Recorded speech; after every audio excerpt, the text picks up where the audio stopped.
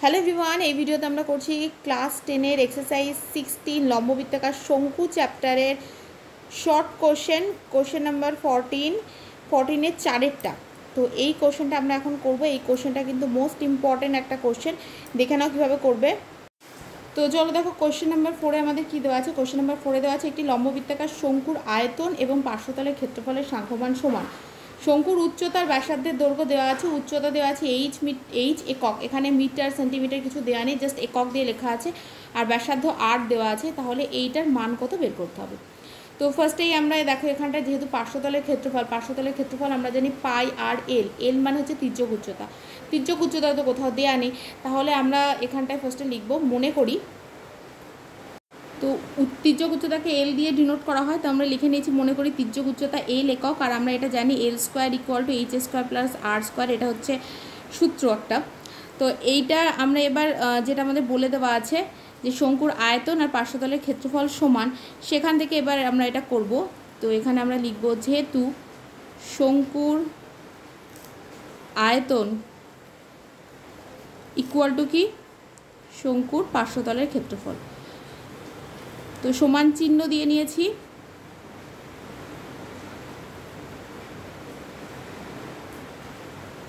পার্শ্বতলের ক্ষেত্রফল, তাহলে এখানে আমাদের কি হয়ে যাবে, 1/3 পাই আর স্কোয়ার এইচ, এটা হচ্ছে শঙ্কুর আয়তনের ফর্মুলা, আর শঙ্কুর পার্শ্বতলের ফর্মুলা কি পাই আর এল। তো এটা আমাদের এইভাবে চলে আসবে। এবার দেখো আমরা এখানটায় কি করব,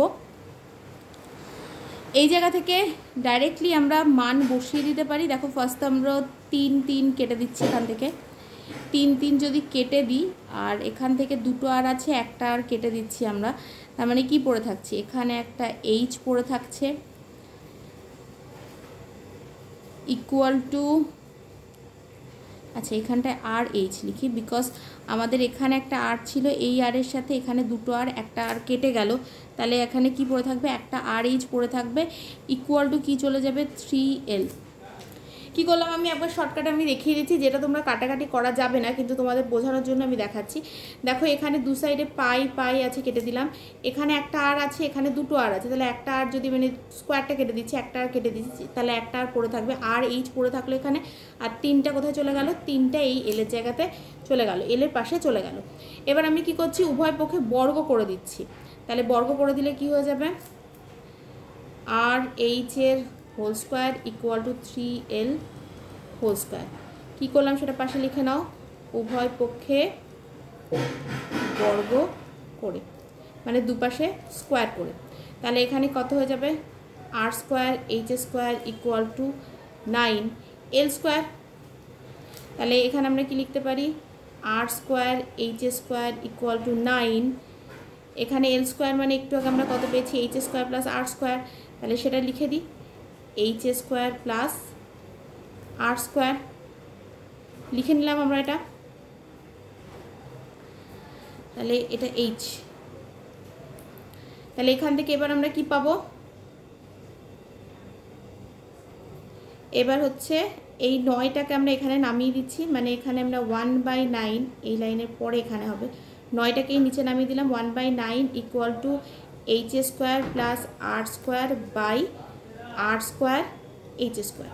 তাহলে এখান থেকে আমরা 1/9 লিখলাম ইকুয়াল টু, একবার এইচ স্কোয়ার বাই এটা, মানে এইচ স্কোয়ার বাই হচ্ছে H square R square plus R square by হচ্ছে এইচ স্কোয়ার আর স্কোয়ার। এই লাইনটা নাও লিখতে পারো। দেখো এইরকম যদি আমরা করি তাহলে আমাদের কি হয়ে যাবে, তাহলে আমাদের এখান থেকে এই একটা এইচ স্কোয়ার, এই একটা এইচ স্কোয়ার, এখানে একটা আর স্কোয়ার, এখানে একটা আর স্কোয়ার কেটে যাবে। তাহলে আমরা এখানটায় কী লিখতে পারবো, আমরা এখানে লিখতে পারবো 1/9 ইকুয়াল টু 1/আর স্কোয়ার প্লাস হচ্ছে কত 1/এইচ স্কোয়ার। এবার এইটা তো একই রকম দেখতে লাগছে, এই যে যেটা আমাদের এখানে করতে দিয়েছে, তাহলে এবার ঠিক এই লাইনটা লিখে দিচ্ছি, মানে 1/এইচ স্কোয়ার প্লাস 1/আর স্কোয়ার, জাস্ট একটু সাজিয়ে লিখলাম, ইকুয়াল টু কত আসবে 1/9, তার মানে এটার মান চলে আসবে 1/9। তো এটা আমাদের 2 নম্বরের অঙ্ক, যদিও বলে অনেক সময় 4এও কিন্তু দিয়ে দেয়, ওই জন্য খুব ভালো করে এটা করবে। নেক্সট আরও অনেক ইম্পর্টেন্ট অঙ্কের ভিডিও খুব তাড়াতাড়ি চলে আসবে, সেই জন্য চ্যানেলকে অবশ্যই সাবস্ক্রাইব করে নিও, এবং ভিডিও যদি ভালো লেগে থাকে একটা লাইক করে দিও।